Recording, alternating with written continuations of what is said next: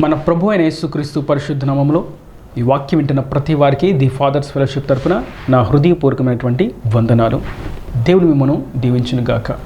లూకాసు సువార్త 5వ అధ్యాయము 32వ వచనం. మారు మనసు పొందుటకై నేను పాపులను పిలువవచ్చి తిని.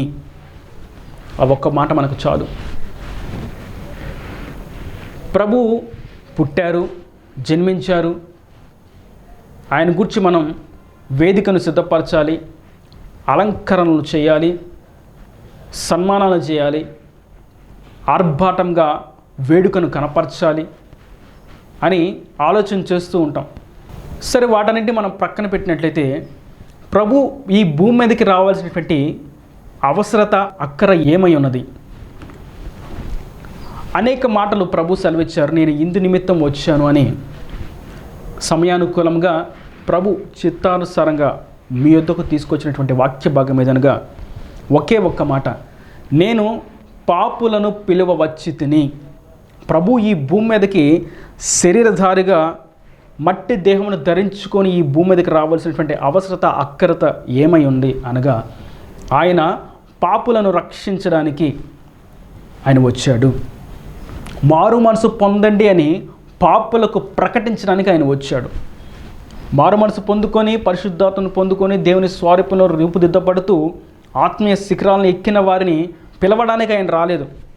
కారణం, వారు మునిపే మంచి ఆత్మీయ స్థితిలో ఉన్నారు కనుక వారిని గూర్చి ఆయనకి ఏ చింతన లేదు. నశించిపోతున్న పాపులు, మారు మనసు లేని, కుడియలను ఒక వ్యత్యాసం ఎరిగినటువంటి పాప క్రియల్లో బంధించబడి నరకానికి పాత్రులుగా ఉగ్రతాపాత్రను చేత పట్టుకుని వెళ్తున్న వారిని గూర్చి ఆయన చింతన.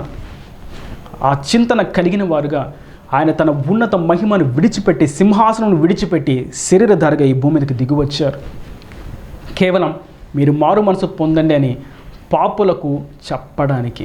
ఒకసారి ఏం జరిగిందంటే, ఓ పెద్ద హాస్పిటల్, ఆ హాస్పిటల్లో పెద్ద డాక్టరు వేరే దేశం నుంచి ఇన్వైట్ చేయబడ్డాడు. అందరూ వస్తున్నారు, చూపించుకుంటున్నారు, బాగానే ఉంది. ఒక వ్యక్తి వచ్చి నేను పలానా ఊరు నుంచి వచ్చాను, పలానా ప్రాంతం నుంచి వచ్చాను, నాకు మంచి ఆరోగ్యం ఉంది, మిమ్మల్ని చూసి వెళ్దామని వచ్చాను అని అన్నాడు.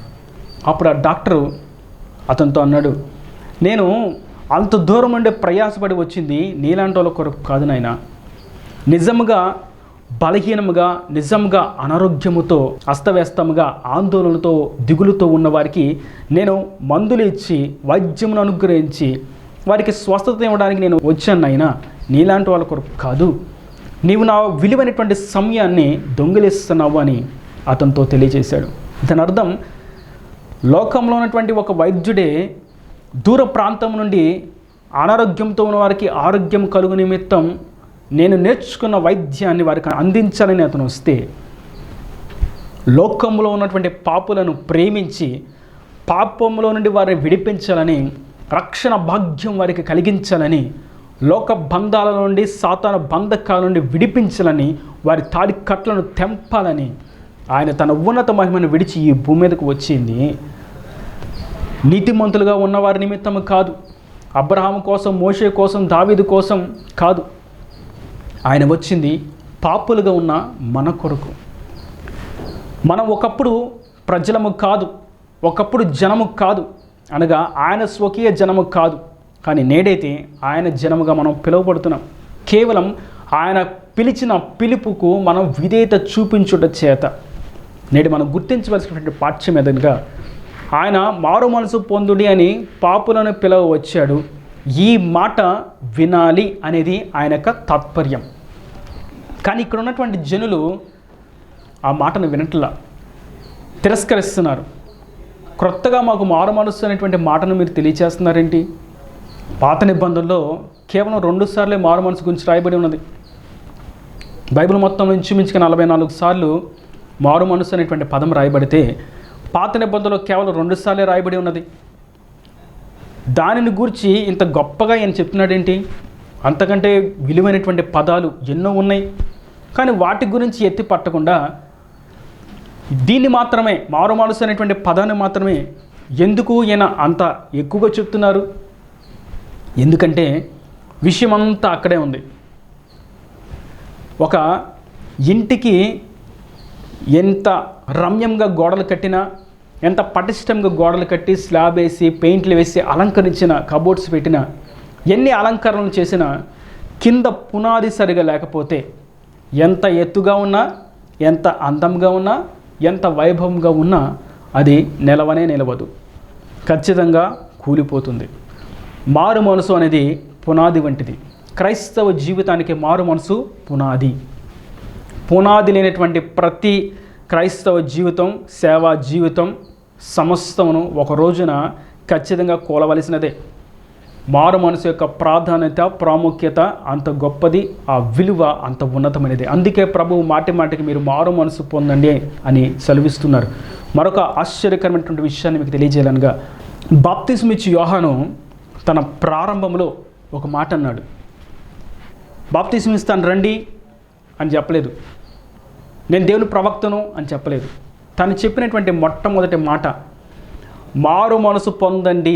తన మొట్టమొదటి ప్రకటన, సువార్త ఒకటే, మారు మనసు పొందండి అని చెప్పాడు. బాప్తిస్మం ఇచ్చి యోహాను యొక్క సువార్త ప్రారంభం అది, మారు మనసును గురించి ప్రకటన. అదే ప్రకటన ప్రభు అయిన యేసుక్రీస్తు శరీరధారిగా ఈ భూమి మీద ఉన్నప్పుడు ఆయన బాప్తిస్మం తీసుకున్న తర్వాత సువార్త పరిచర్య, ఆయన పరిచర్య ప్రారంభించి ప్రకటించినటువంటి మొట్టమొదటి మాట మారు మనసు పొందండి, దేవుని రాజ్యం సమీపించి ఉన్నది. ఇది ఇద్దరు ఒకటే మాటను ప్రకటించారు. మారు మనసుకు ఉన్నటువంటి ప్రాధాన్యత అటువంటిది. బైబిల్ గ్రంథం ఈ క్రొత్త నిబంధనలో సువార్త ప్రారంభించబడినటువంటి పదం ఏదనగా మారు మనసు పొందండి, దేవుని రాజ్యం సమీపించి ఉన్నది. మారు మనసు అనేటువంటి పదాన్ని ఎంతో ఉన్నతమైనటువంటి స్థాయిలో ప్రభు నిలబెట్టాడు. ఒక విషయాన్ని మీకు గుర్తు చేస్తాను. మారు మనసు అని అంటున్నారు. ఇంతకీ మారు మనసు అంటే ఏమిటి? మారు మనస్సు అనగా మన యొక్క మనస్సు మారాలి. ఇప్పటి వరకు ఉన్నటువంటి సాతాను క్రియలు, ఇప్పటి వరకు ఉన్నటువంటి ఆలోచనలు మన మనసులో ఎన్నో ఉంటాయి, కానీ అవన్నీ మారాలి. మారు మనసు గురించి ఇంకొక విషయం మీకు చిన్న గుర్తు చేస్తా. జనులు సున్నతి పొందుకున్నారు పాత నిబంధనలో, కానీ వారి సున్నతి శరీర సంబంధంగానే మిగిలిపోయిందని వాక్యం సెలవిస్తున్నది. వారి హృదయ సంబంధమైనటువంటి సున్నతి పొందుకొని వారిగా మిగిలిపోయారని వాక్యం సెలవిస్తున్నది. కారణం, వారు అరణ్య యాత్రలో కొనసాగుతూ ఉండగా ఎంతమంది దేవుడికి విరుద్ధంగా మాట్లాడారు, ఎంతమంది దేవుని అవమానకరంగా మాట్లాడారు, ఎంతమంది సేవకుని తృణీకరించారు, ఎంతమంది దేవుని యొక్క నడిపింపును వ్యతిరేకించారు. వారందరం గురించి రాయబడినటువంటి మాట, వీరు శరీర సంబంధమైనటువంటి సున్నతిని పొందుకుని ఉన్నారు, కానీ వీరు ఆత్మ సంబంధమైనటువంటి సున్నతిని పొందుకోలేదు. అనగా బాప్తిస్మం అనేది శరీరం నీళ్ళలో ముంచి లేవబడుట కాదు, కానీ మన మనస్సు అంతరంగం మార్చబడుట. అది మారితే బయట రంగు వస్త్రాలు వేసినా, నల్లని చొక్కా వేసినా, లేదంటే సరైనటువంటి క్రొత్త బైబిల్ లేకపోయినా, ఆహ్లాదకరంగా ఎంతో వైభవంగా గొప్ప మందిరంగా కనబడకపోయినా, మనకు ఓ పెద్ద ఇల్లు లేకపోయినా, మనం గొప్పగా జనం కనిపించకపోయినా, మన ఇంట్లో కారు బండి లేకపోయినా, ఏమున్నా లేకపోయినా సరే మన పునాది స్థిరంగా పటిష్టంగా ఉన్నది కనుక, మారు మనసును పొందుకుని ఉన్నాము కనుక పరలోక రాజ్యంలోకి స్థానము నిశ్చయము. అక్కడ మన కొరకు శ్రేష్టమైనటువంటి బహుమానం ఆయన నిశ్చయంగా సిద్ధపరిచి ఉన్నాడు. మారు మనసు అనగా మన మనస్సు, మన హృదయ ఆలోచనలు అన్నీ కూడా మారిపోవడం. అందుకే ప్రభు అంటారు యెహెజ్కేలు గ్రంథంలో, నేను వారి రాతి మనస్సును తీసి మెత్తటి మాంసపు హృదయాన్ని వారికి అనుగ్రహిస్తాను. దాని అర్థం, శరీరానికి బాప్తిస్మం సున్నతి జరుగుతుంది, కానీ అంతరంగం మారట్లా. అంతరంగం మారకపోవడం చేత పాపాలు అలాగే ఉంటున్నాయి, పైకి మాత్రం వస్త్రాలు మారుతున్నాయి. ఒకప్పుడు ఏవేవో పుస్తకాలు, నవలలు, చీకటికి సంబంధించినటువంటి వాటి చేతిలో ఉండాల్సింది బైబిల్ మారింది. వారి వస్త్రం మందిరానికి వెళ్ళేటప్పుడు తెల్లగా మారింది. ఆదివారపు ప్రణాళిక మారింది, మందిరానికి వెళ్ళాలి అని. ఇంతే తప్ప వారి అంతరంగంలో, వారి జీవితంలో ఉన్నటువంటి పాపాలు మాత్రం మారనే లేదు. మారు మనసు వారికి లేనే లేదు. నేడు మారు మనసు అనే పదం వినకుండా, మారు మనసు గురించినటువంటి ఆ పద అవగాహన లేకుండా, దాని యొక్క వచన భావము తెలియకుండా జీవించేటువంటి క్రైస్తవులు, చేసేటువంటి సేవ పరిచర్లు అనేకములు ఉన్నాయి. ఎంత దౌర్భాగ్యమైనటువంటి పరిస్థితి, ఎంత దుర్బలమైనటువంటి పరిస్థితి. వాక్యం సెలవిస్తుంది, ఇటువంటి వారిని బట్టే నేను మరలా సిలువ పెడుతున్నాను, ఇటువంటి వారిని బట్టే నా నామం అన్ని జనుల మధ్య అవమానపరచబడుతుంది అని ప్రభువు సెలవిస్తున్నారు. కనుక మనం బయటికి కనిపించేటువంటి భక్తి కంటే ముఖ్యంగా మన అంతరంగ భక్తిని మనం చూసుకుంటూ ఉండాలి. మన మనస్సు మారిందా లేదా అనేటువంటి విషయాన్ని మనం ఎప్పటికప్పుడు తెలుసుకుంటూ సరిచేసుకుంటూ ఉండాలి. మారు మనసు లేనటువంటి బ్రతుకు చీకటిమయం, అంధకారమయం. ఎంత ఉన్నతంగా కనిపించినప్పటికీ, ఎంత ఎత్తుగా ఉన్నప్పటికీ వారి పునాది స్థిరంగా లేనందు చేతన ఖచ్చితంగా అది కూలిపోతుంది. బాప్తిజం తీసుకొని పాపపు క్రియలు చేస్తూ ఉంటే వారిలో మారు మనసు లేదని, వారి బ్రతుకు చీకటిమయంగా, అంధకారమయంగా అంతకంతకు దిగజారుతుంది అని దాని అర్థం. అదే మారు మనసును గూర్చి వాక్యం ప్రభువు సెలవిసిన మాటని మనం అర్థం చేసుకున్నట్లయితే ఎక్కడ ఉన్నా ప్రకాశిస్తూనే ఉంటారు. మారు మనసు అంటే ప్రకాశింప చేయబడడం, దేవుని కొరకు నిలబడడం, దేవుని యొక్క హృదయాన్ని కలిగి మనం జీవించడం. చీకటిలో ఉన్న ప్రకాశిస్తుంది, వెలుగులో ఉన్న దాని ప్రకాశము దానిదే. అందరూ ఉన్నా ప్రకాశిస్తుంది, ఒక్కరు ఉన్నా ప్రకాశిస్తుంది. మందిరంలో ఉన్నా ప్రకాశిస్తుంది, మందిరం బయట ఉన్నా ప్రకాశిస్తుంది. ఎక్కడికి వెళ్ళినా ప్రకాశిస్తూనే ఉంటుంది. కారణం మనస్సు మారింది కనుక, హృదయ తలంపులు మారినాయి కనుక, దేవుని ఉద్దేశాన్ని ఎరిగిన వారముగా ముందుకు సాగుతున్నాము కనుక. మరొక విషయం మీకు గుర్తు చేస్తాను. మారు మనస్సు అనగా దేవుని యొక్క మనస్సును, దేవుని యొక్క ఆలోచనను మనం తెలుసుకున్న వారంగా ముందడుగు వేయడం. ఇప్పటి వరకు మన సొంత ఆలోచనలు, సొంత జ్ఞానము ఈ లోకంలో పనిచేసింది.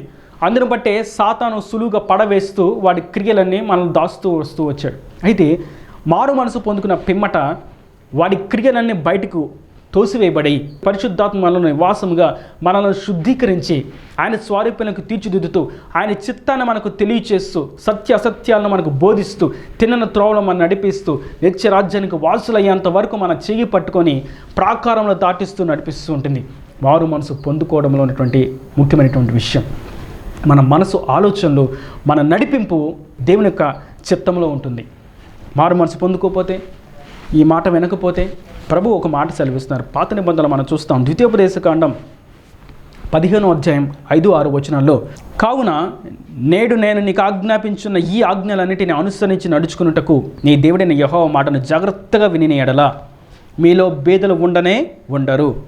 ఎలయనగా నీ దేవుడైన యెహోవా నీతో చెప్పి ఉన్నట్లు నిన్ను ఆశీర్వదించును గనుక నీవు అనేక జనములకు అప్పిచ్చెదవు గాని అప్పు చేయవు, అనేక జనములను ఏలుదువు గాని వారు నిన్ను ఏలరు. దేవుడు సెలవిచ్చినటువంటి ఈ మాటను మనం వింటే, మారు మనసు పొందండి అని మనకు చెప్పినటువంటి ఆ మాటకు మనం విధేయత చూపించినట్లయితే మనం అనేక జనములకు అప్పిచ్చువారంగా ఉంటాము, మనం ఏలువారముగా ఉంటాము, మనము ఆశీర్వదించబడినటువంటి సంతతిగా మనం నిలిచి ఉంటాము. ఇది నిశ్చయము. ఈ మాటను మనం వినడంలోనే ఉంది విషయం అంతా. ఆ మాటే మనం వినకపోతే ఇప్పుడు మారు మనసు గురించి ఎందుకు?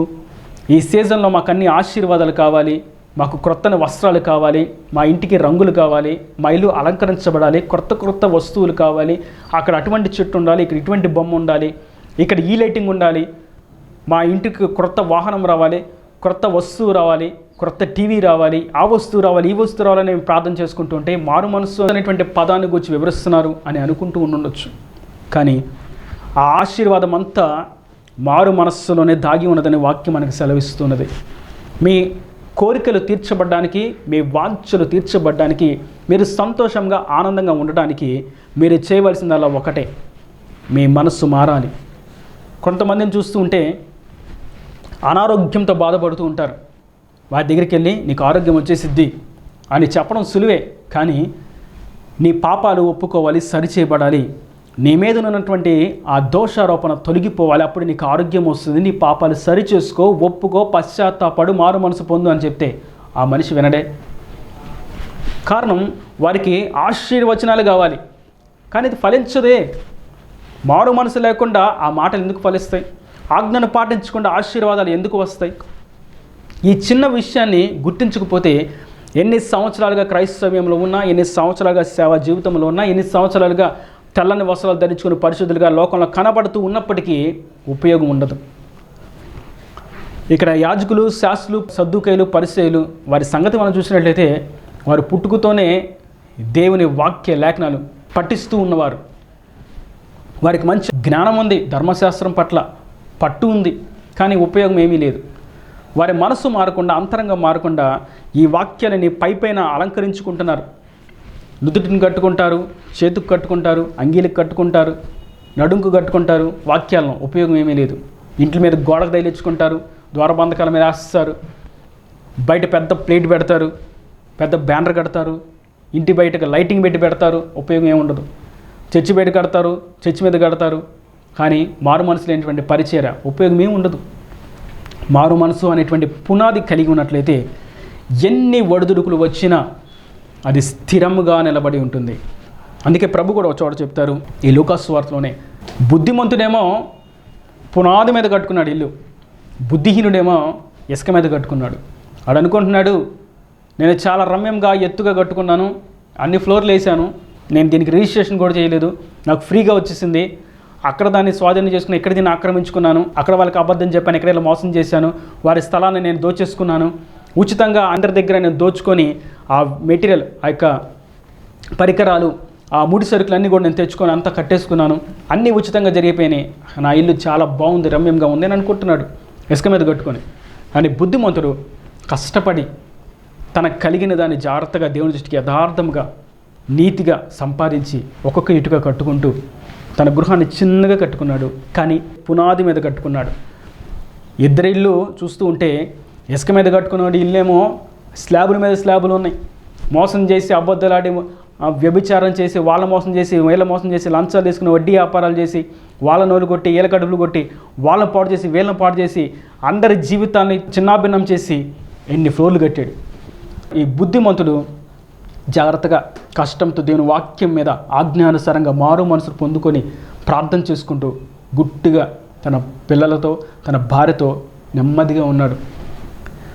వరద రానే వచ్చింది, ఇద్దరిళ్ళ మీదకి వచ్చింది. శ్రమ అందరికీ వస్తుంది, శోధనలు అందరికీ వస్తాయి, అందరికీ అన్ని కోణాల్లో వస్తాయి, ఖచ్చితంగా వస్తాయి. సేవకులకు రాదు, క్రైస్తవులకు రాదు అంటే కనుక అది దుర్బోధ. ఖచ్చితంగా శ్రమలు, శోధనలో సేవకులకైనా, విశ్వాసులకైనా, క్రైస్తవుడు క్రీస్తు రక్తంలో కడుగబడిన ప్రతి వారికి, అనుజనులకు అందరికీ సమానంగానే వస్తాయి. వరద ఇద్దరికి సమానంగా వచ్చింది.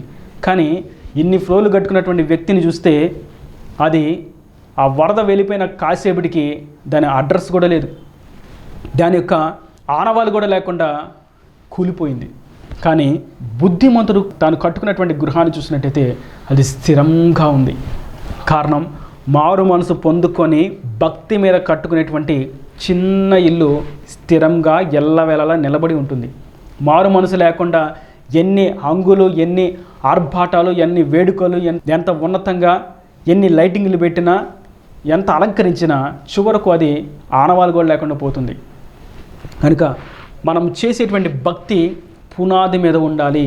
మన ప్రార్థన, మన వాక్య ధ్యానం, మన యొక్క మాట తీరు, మన చూపులు, తలంపులు, ఆలోచనలు, ప్రతీది మనం దాన ధర్మాలు చేయడము, సహాయార్థాలు చేయడము, సమస్తము కూడా మారు మనసు అనేటువంటి పునాది మీద కట్టబడాలి. ఒకవేళ మారు మనసు అనేటువంటి పునాది లేకపోతే ఈ క్రియల మీద ఆశ ఎక్కువైపోతుంది. నేను ఎంత ఇచ్చాను, అంత ఇచ్చాను అని చెప్పుకోవడంలో ఉండిద్ది. మేము ఈసారి ఇంత పెద్ద స్టార్ కట్టాం, ఈసారి మేము అంత పెద్ద వేదికని వేసాం, ఈసారి మేము అన్ని లైటింగ్లు పెట్టాం, ఈసారి అంత ఎత్తైన చెట్టు పెట్టాం, కుర్చీలు ఎక్కువ వేసాం, ఈసారి మేము రెడ్ కార్ పెట్టేసాం, ఈసారి మేము డ్యాన్సులు పెట్టాం, ఈసారి మేము డీజేలు పెట్టాం, ఈసారి అది చేసాం, ఇది చేసాం అని చెప్పుకోవడం తప్ప వరద వస్తే ఆనవాళ్ళు కూడా లేకుండా మునిగిపోతుంది, ఆనవాళ్ళు కూడా లేకుండా చెరిగిపోతుంది. కనీసం పలానా చోట ఈ బార్డర్ ఉండాలనేటువంటి ఆనవాళ్ళు కూడా అక్కడ నిలబడదు. కానీ బుద్ధిమంతుడు కట్టుకున్నటువంటి స్థిరమైనటువంటి గృహాన్ని చూసినట్టయితే మారు మనసు మీద తన జీవితాన్ని కట్టుకున్నాడు. మారు మనసు మీద కట్టుకుంటే ఎన్ని శ్రమలు వచ్చినా, ఎన్ని అలలు వచ్చినా, ఎన్ని శోధనలు వచ్చినా, అగ్ని శ్రమలే వచ్చినా, కాల్చివేయడానికి ఎదురుగా నిలబడినప్పటికీ ఇంచ కూడా ఆ గృహాన్ని కదిలించలేవు. కారణం, మారు మనసు అనేటువంటి పునాది మీద స్థిరముగా కట్టబడి ఉన్నది కనుక మారు మనసు అనేది చాలా ప్రాముఖ్యం. లోపల అంతరంగం మారకుండా పరలోక రాజ్యానికి వెళ్ళడం అసంభవం, దుర్లభం. మనం యాకోబుని చూసినట్టయితే పాత నిబంధనలో అన్నను మోసం చేశాడు, నాన్నను మోసం చేశాడు, మామను మోసం చేశాడు, అందరిని మోసం చేస్తూనే ఉన్నాడు. చివరికి ఒకానొక రోజు వచ్చింది, ఎబ్బోకు రేవు దగ్గర మిగిలిపోయాడు. తను పాపి అన్న సంగతి గుర్తించాడు.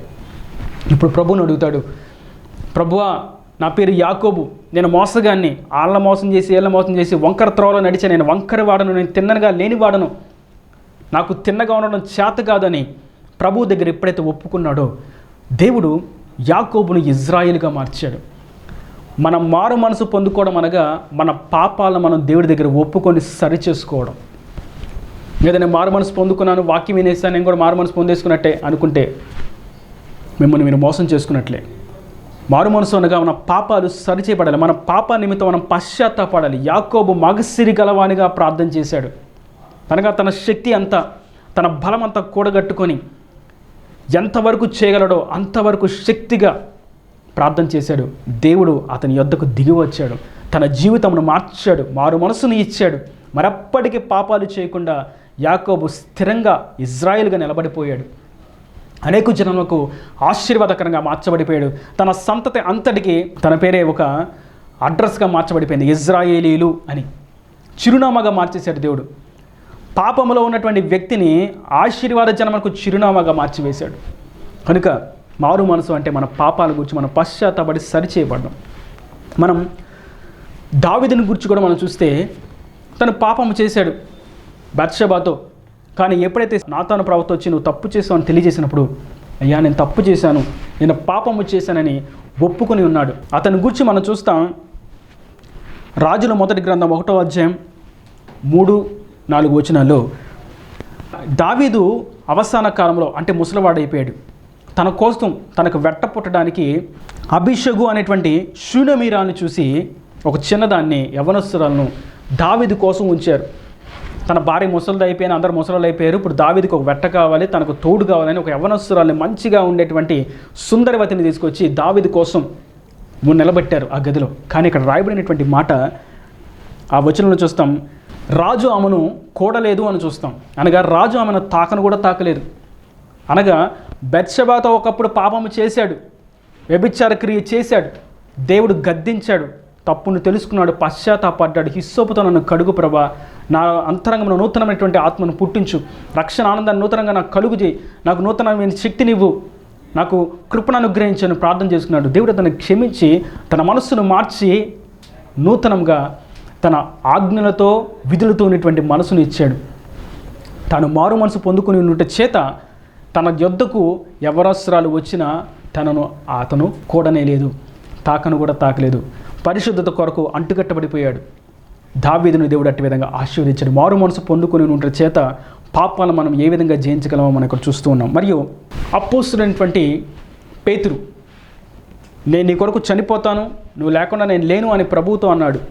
ప్రభు అన్నారు, నిజంగా ఇంత ప్రేమిస్తున్నావు నన్ను పేతురు, ఇదిగో తెల్లవారేలోపు నన్ను అసలు ఎరగనే ఎరగలేదు, నన్ను చూడని కూడా చూడలేదు, అసలు నేను తెలియదు అని చెప్తావు.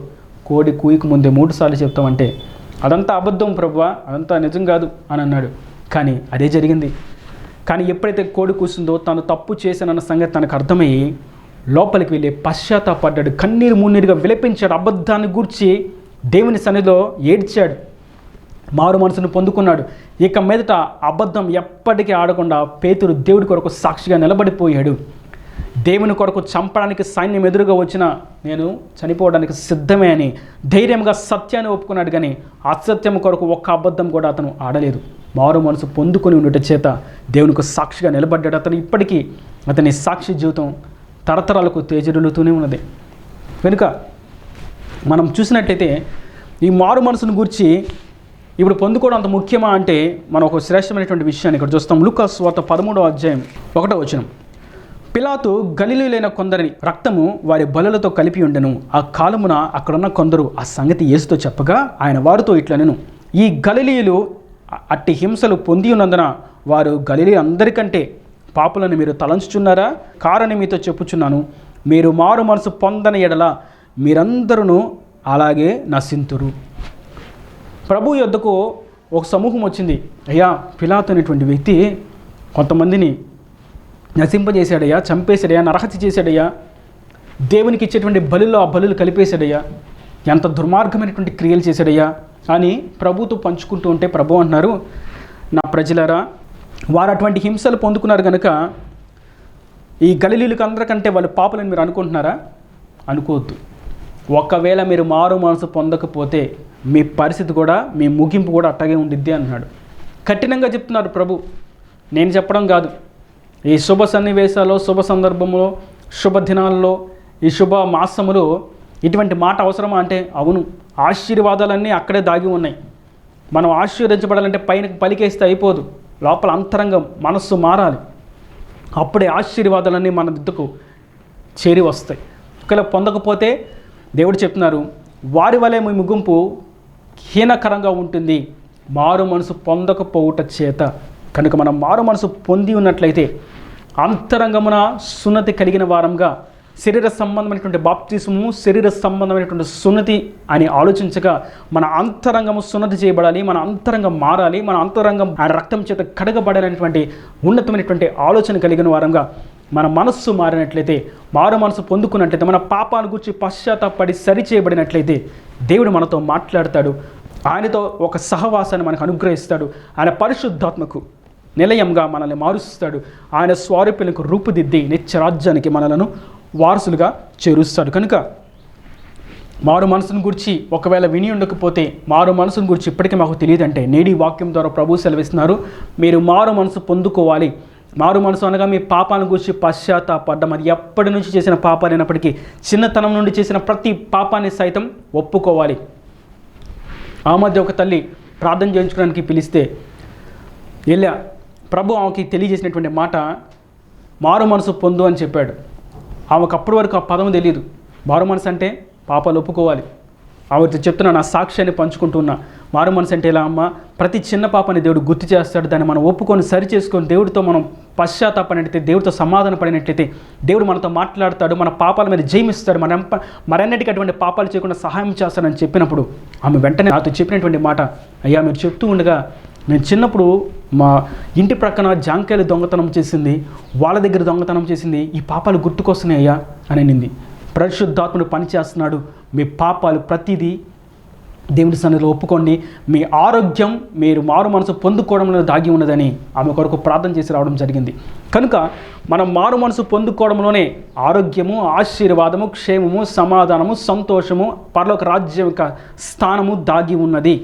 పునాది స్థిరంగా ఉంటేనే ఎన్ని స్లాబులు వేసినా, ఎంత ఎత్తుగా కట్టినా అది నిలబడుతుంది. ఒకవేళ పునాది లేకపోతే ఎంత ఎత్తుగా కట్టినా, ఎంత అలంకరించినా, ఎంత ఆడంబరంగా దాన్ని చూసినప్పటికీ, అలంకరించినప్పటికీ ఉపయోగం ఉండదు. ఆనవాలు కూడా లేకుండా అది నశించిపోతుంది. అదే ప్రభు సెలవిస్తున్నారు. మనం మారు మనసు పొందుకున్న వారంగా పరలోక రాజ్యానికి వారసులుగా మార్చబడదాం. దేవుని స్వారూప్యంలోకి తీర్చిదిద్దబడిన వారంగా అనేకులకు సాక్షార్థమై దేవుని కొరకు నిలబడదుము గాక. ఈయన దేవుని మాటలు ప్రతి వాని హృదయంలో నీరు కట్టి ఫలింపచేయను గాక. ఆమేన్. God bless you. తలలో వంచి కళ్ళను మూసేటైతే మీ కొరకు చిన్న ప్రార్థన. ప్రేమ స్వరూపి కర్ణ కటాక్షంగా తండ్రి, నా ప్రియ వాక్యమైన ప్రతి ఒక్క బిడ్డను మీ కృపతో జ్ఞాపకం చేసుకోండి. మారు మనసు గురించి మీరు తెలియజేశారు.